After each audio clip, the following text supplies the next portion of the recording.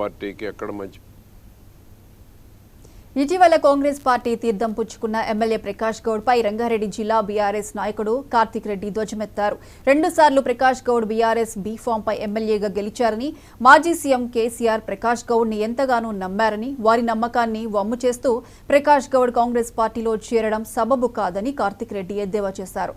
ప్రకాష్ గౌడ్ కాంగ్రెస్ పార్టీలో ఎందుకు చేరాలో జిల్లా ప్రజలకు స్పష్టం చేయాలని, కేవలం స్వార్థ రాజకీయాల కోసం మాత్రమే పార్టీ మారారని ప్రకాష్ గౌడ్ ను కార్తిక్ రెడ్డి విమర్శించారు.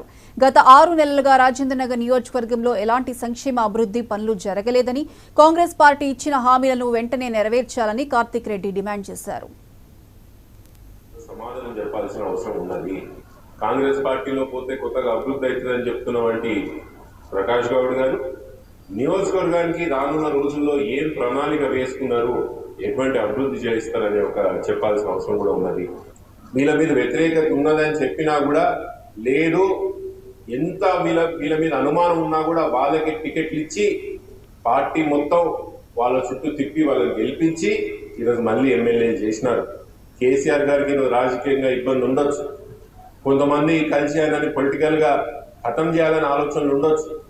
2 జాతీయ పార్టీలు, సీమాంధ్ర ప్రాంతంలోనూ ఒక ప్రాంతీయ పార్టీ కేసీఆర్ గారి పార్టీని లేకుండా చేయాలి, కేసీఆర్ని లేకుండా చేయాలి. తెలంగాణకి ఏదైతే కవచంగా ఈ గులాబీ జెండా ఉన్నదో దాన్ని కథం పెట్టాలనే ఆలోచనతో ఈరోజు పనిచేస్తున్నారు. ఈరోజు అట్లాంటి సమయంలో ప్రకాష్ అన్న గారు, మీరు 20 సంవత్సరాల నుంచి శాసనసభ్యులుగా ఉన్నారే, పెద్ద మనిషిగా మేమందరం అనుకుంటామే, అట్లాంటి సమయంలో మీరు ఏం చెప్పాలనుకుంటున్నారని అడుగుతున్నారు. రానున్న రోజుల్లో మన మీద నమ్మకం ఎవరు పెట్టినా, మన మీద రాజకీయంగా ఎంత నమ్మకం పెట్టినా, ఎంత మనల్ని నమ్మినా కూడా మన అవసరాలకి మనం ఎటైనా ఎన్డీఏ కూటమి ఎన్నికల్లో ప్రజలకు ఇచ్చిన హామీలను వెంటనే నెరవేర్చారు.